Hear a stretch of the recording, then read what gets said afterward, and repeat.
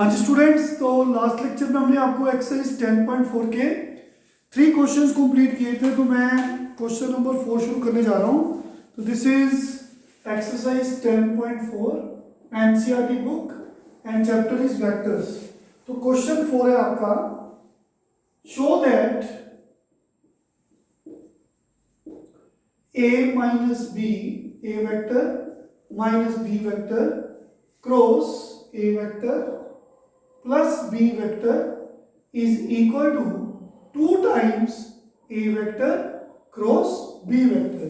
तो हमने प्रूव करना है left hand side is equal to right hand side. तो बच्चों consider LHS left hand side it is a vector minus b vector cross a vector plus b vector। तो simply जैसे bracket open करते हैं a cross a, first को first से cross product लगाया, फिर प्लस का साइन है, फिर फर्स्ट को सेकंड के साथ क्रॉस प्रोडक्ट लगाया, ठीक है बच्चों। फिर माइनस का साइन है, सेकंड वेक्टर को फर्स्ट वेक्टर से क्रॉस प्रोडक्ट लगाया, फिर माइनस का साइन है, ठीक है, सेकंड को सेकंड से क्रॉस प्रोडक्ट लगाया। तो देखिए दो वेक्टर सेम हो तो उसका आंसर जीरो वेक्टर होता है। क्रॉस प्रोडक्ट है तो क्रॉस प्रोडक्ट एक वेक्टर क्वांटिटी है, तो वेक्टर का साइन एरो डालना है ऊपर।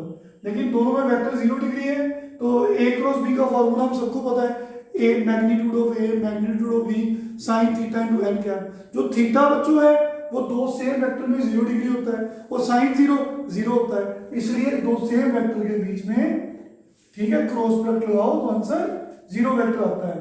और हम ये भी जानते हैं कि अगर आप इधर इन दोनों को इंटरचेंज करते हो तो माइनस का साइन आता है।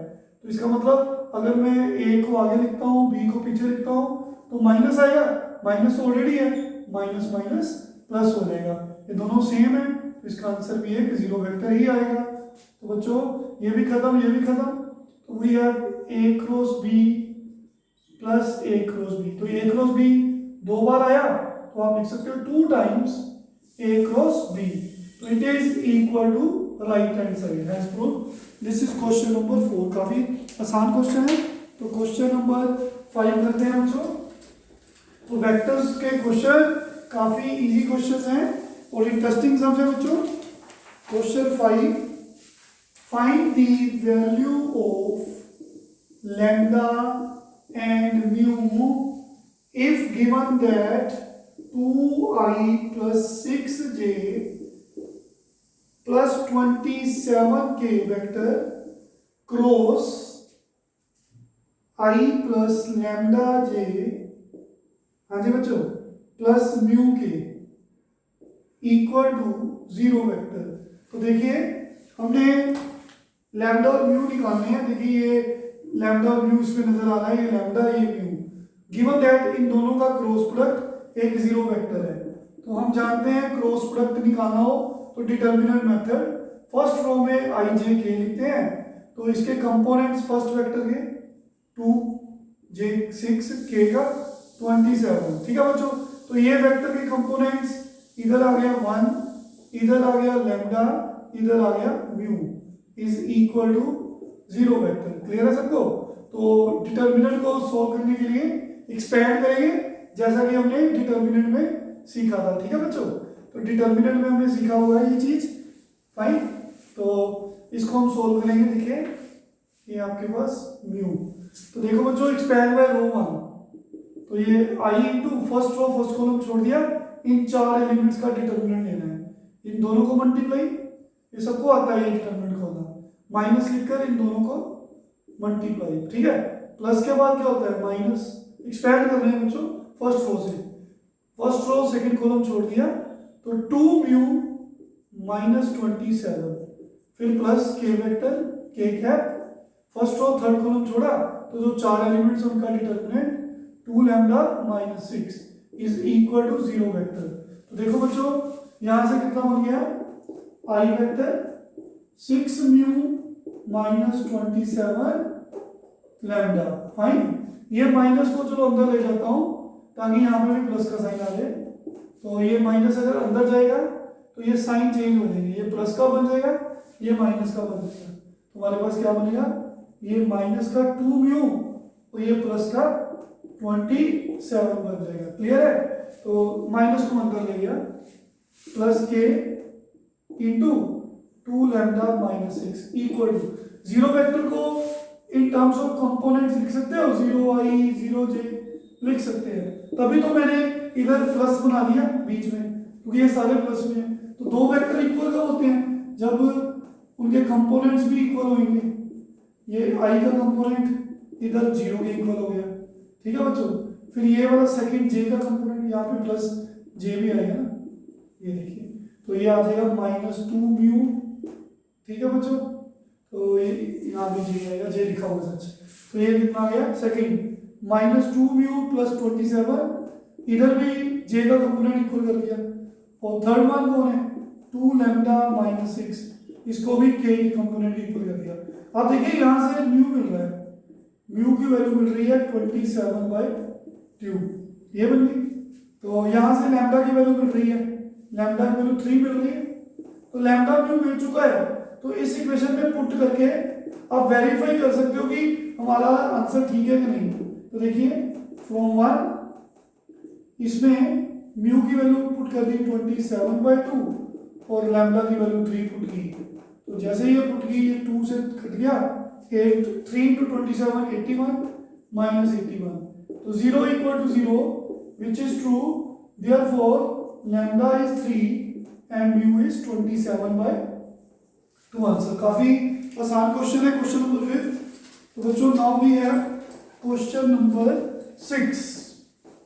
क्वेश्चन नंबर 6 है, देखिए, तो गिवन दैट, हाँ जी बच्चों, क्वेश्चन नंबर 6 में पूछा है given that a vector dot b vector is 0 and a vector cross b vector is 0 vector, what can you conclude about the vectors a vector and b vector? तो बड़ा अच्छा question है ये वाला। तो देखिए बच्चों, क्वेश्चन में लिखा है कि a डॉट b जो है वो 0 है, क्योंकि स्केलर प्रोडक्ट डॉट प्रोडक्ट एक कांस्टेंट क्वांटिटी होती है, इसलिए उसके ऊपर वेक्टर का साइन नहीं है। और क्रॉस प्रोडक्ट एक वेक्टर क्वांटिटी होती है, इसलिए ऊपर एरो का साइन है, वेक्टर का साइन है। तो बच्चों अगर दो वेक्टर्स का डॉट प्रोडक्ट 0 है, तो एक चीज तो क्लियर है यहाँ से, जहां तो a वेक्टर 0 होगा, हाँ जी, जहां तो a वेक्टर 0 वेक्टर होगा, जहां तो b वेक्टर 0 होगा। तो कहने का मतलब है कि कोई एक वेक्टर भी अगर 0 है तो उनका डॉट प्रोडक्ट 0 ही आएगा। अगर a वेक्टर 0 है तो 0 इंटू समथिंग 0, अगर b वेक्टर 0 है तो a वेक्टर इंटू 0 0। तो दो वेक्टरों का डॉट प्रोडक्ट 0 कब होता है? जहां तो फर्स्ट वाला 0 होगा, जहां सेकंड वाला 0 होगा। तो जहां a vector perpendicular to b vector, हम ये सब डिस्कस कर चुके हैं कि दो वेक्टर परपेंडिकुलर कब होते हैं? जब उनका डॉट प्रोडक्ट 0 होता है। आल्सो ये भी गिवन है, ठीक है। फिर सेम, हाँ जी बच्चों, तो जहां तो a वेक्टर 0, जहां तो b वेक्टर 0, जहां इनका क्रॉस, जहां तो a vector is parallel to b vector. तो बच्चों चाहे डॉट है चाहे क्रॉस है, बेसिकली मल्टीप्लाई हो रहे हैं वेक्टर्स। तो ये दोनों चीजें तो क्वाइट ऑब्वियस, दोनों में से अगर दोनों की प्रोडक्ट 0 है, जहां तो फर्स्ट वेक्टर 0 होगा, जहां सेकंड 0 होगा।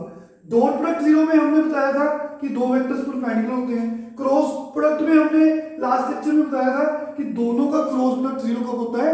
जब दो वेक्टर्स पैरेलल होते हैं। डिस्कस किया था ना, क्योंकि इनमें एंगल 0 है, तो इसका मतलब क्या है? दो वेक्टर्स पैरेलल है। तो बच्चों, तो इनको देखिए ध्यान से, अगर a वेक्टर 0 है दोनों में, b वेक्टर 0 है, अगर a वेक्टर 0 है तो इसका मतलब मैग्नीट्यूड ऑफ a वेक्टर 0, क्योंकि 0 वेक्टर का मैग्नीट्यूड भी 0 होता है। हाँ जी, b वेक्टर 0 का मतलब है कि magnitude of b vector is 0। तो बच्चों, but a vector and b vector can't be parallel and perpendicular at, ठीक है, वन टाइम। तो एक टाइम पे दोनों वेक्टर पैरेलल और परपेंडिकुलर नहीं हो सकते, तो पॉसिबिलिटी क्या बची, ए वेक्टर जीरो होगा जब बी वेक्टर जीरो होगा, मतलब उनका मैग्नीट्यूड जीरो होगा। तो ये कंक्लूजन क्या मिला, तो therefore a vector dot b vector is zero and a vector cross b vector is zero vector implies that either magnitude of A vector is zero or magnitude of B vector is zero. I hope clear है सबको।